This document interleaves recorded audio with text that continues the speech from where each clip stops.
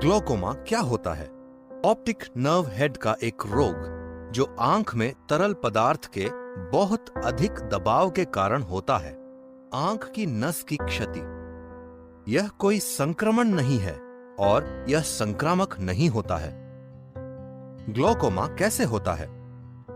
यदि एक हौदी या सिंक में एक नल है जो लीक हो रहा है, तो अगर जल निकासी तंत्र ठीक है तो पानी बहकर निकल जाएगा।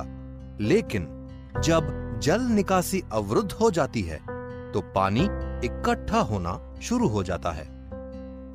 उसी तरह से जब आंख का जल निकासी तंत्र अवरुद्ध हो जाता है तो इसके परिणाम स्वरूप आंख में तरल पदार्थ जमा होने लगता है।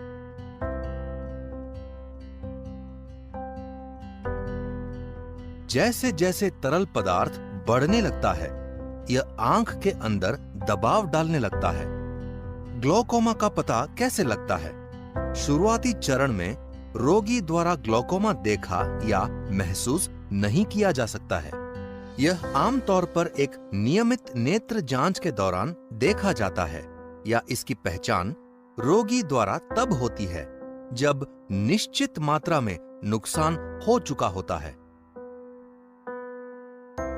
इससे होने वाले नुकसान में पहले तो नजर में धीरे धीरे परिवर्तन होता है और फिर नजर चली जाती है। क्या ग्लोकोमा के विभिन्न प्रकार हैं? इसके दो प्रमुख प्रकार हैं, क्रॉनिक या ओपन एंगल ग्लोकोमा, एक्यूट या एंगल क्लोजर ग्लोकोमा। उम्र बढ़ने के परिणाम स्वरूप होता है। पीड़ा रहित, चेतावनी के कोई लक्षण नहीं होते, बहुत धीरे धीरे बढ़ता है, अचानक होता है, तेजी से बढ़ता है। किसको ग्लोकोमा होने का जोखिम हो सकता है? ग्लोकोमा होने का जोखिम किसी को भी हो सकता है, என்றாலும் வயது கூடியவர்களுக்கு ஏற்பட அதிக வாய்ப்பு உள்ளது। 40 वर्ष से अधिक आयु के लोग। ग्लोकोमा का पारिवारिक इतिहास होना, आंख में चोट लगी हुई होना, मधुमेह होना, लंबे समय तक स्टेरॉइड का उपयोग करना, बहुत समय से मोटा नजर का चश्मा पहनना। ग्लोकोमा की पहचान कैसे की जाती है? ग्लोकोमा की पहचान करने और उसके बढ़ने की निगरानी के लिए 4 परीक्षण किए जाते हैं। टोनोमेट्री आंख के दबाव को मापता है। गोनियोस्कोपी आंख के जल निकासी कोण का निरीक्षण करता है। ऑफ्थेल्मोस्कोपी आंख की नस में हुई क्षति के लिए जांच करता है। पेरीमेट्री परिधीय या किनारे दृष्टि की जांच करता है। क्या ग्लोकोमा का कोई उपचार है? अगर पहले पता चल जाए तो इसे तुरंत नियंत्रित करके अधिक क्षति होने से रोका जा सकता है और निम्नलिखित के द्वारा दृष्टि को सुरक्षित रखा जा सकता है। Eye drops, laser, surgical operation. हालांकि ग्लोकोमा को नियंत्रित किया जा सकता है, लेकिन पहले से हुई किसी भी क्षति को ठीक नहीं किया जा सकता है। ग्लोकोमा को नियंत्रित करने के लिए समय समय पर आंखों की जांच कराना महत्वपूर्ण है। क्या ग्लोकोमा को रोका जा सकता है? शुरुआत में पता चल जाने और उपचार से इसे रोकने में मदद मिल सकती है। आंखों की नियमित जांच करवाते समय ग्लोकोमा की भी जांच करवाएं।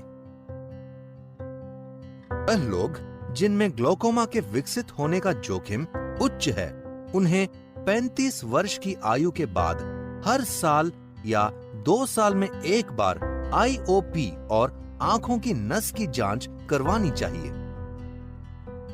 ஒவ்வொருவரும் இந்த வயதுகளில் பூரண கிளௌகோமா பரிசோதனை செய்து கொள்ளுமாறு பரிந்துரைக்கப்படுகிறது। 35 वर्ष की आयु के आसपास, 40 वर्ष की आयु में और फिर 40 साल की आयु के बाद हर 2 या 3 साल में एक बार। दवा 1. दवा कितनी प्रभावी है? दवाएं दो तरीकों से काम कर सकती हैं। आंख में तरल पदार्थ की निकासी बढ़ाकर।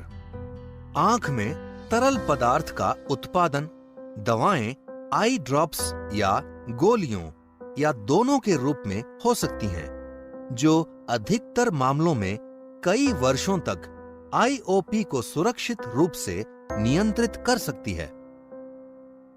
आपके चिकित्सक द्वारा पर्चे में लिखे समय के अनुसार दवा नियमित रूप से लेनी चाहिए। क्या इसके कोई दुष्प्रभाव हैं? दवा से कुछ प्रकार के दुष्प्रभाव हो सकते हैं, जो आमतौर पर 1 या 2 सप्ताह के बाद कम हो जाते हैं। हो सकने वाले दुष्प्रभाव: आंख लाल होना, हल्की सी जलन होना। ग्लूकोमा की दवा लेने पर होने वाले किसी भी शारीरिक या भावनात्मक परिवर्तन के बारे में अपने चिकित्सक से पूछने में संकोच न करें। क्या दवा बदलना ठीक है? दवा कार्यक्रमों को बदलना सामान्य है।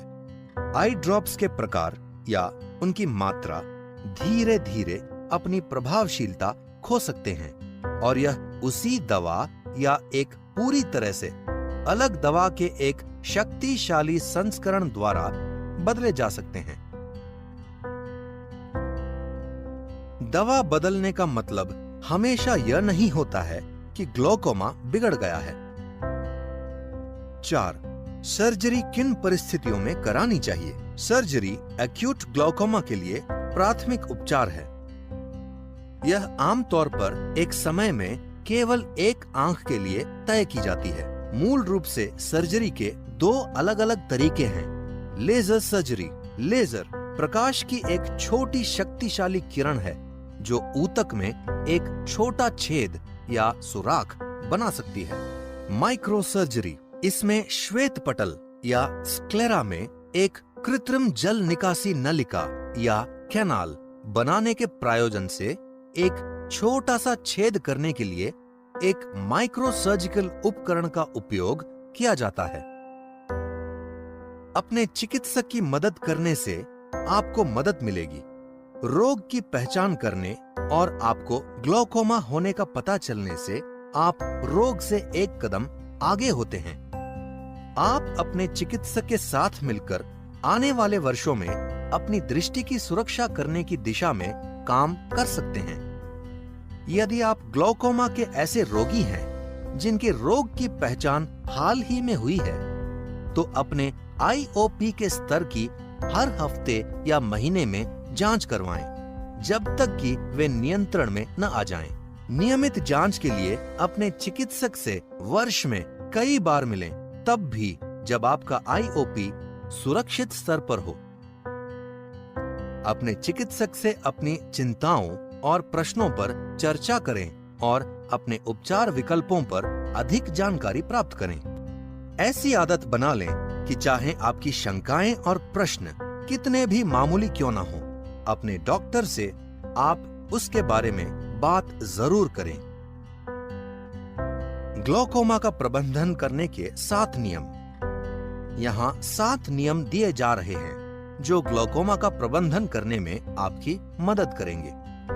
मैं अपने चिकित्सक से नियमित रूप से मुलाकात करूंगा या करूंगी तब भी जब मुझ में रोग के लक्षण न हों और मेरा इंट्राऑक्यूलर दबाव नियंत्रण में हो।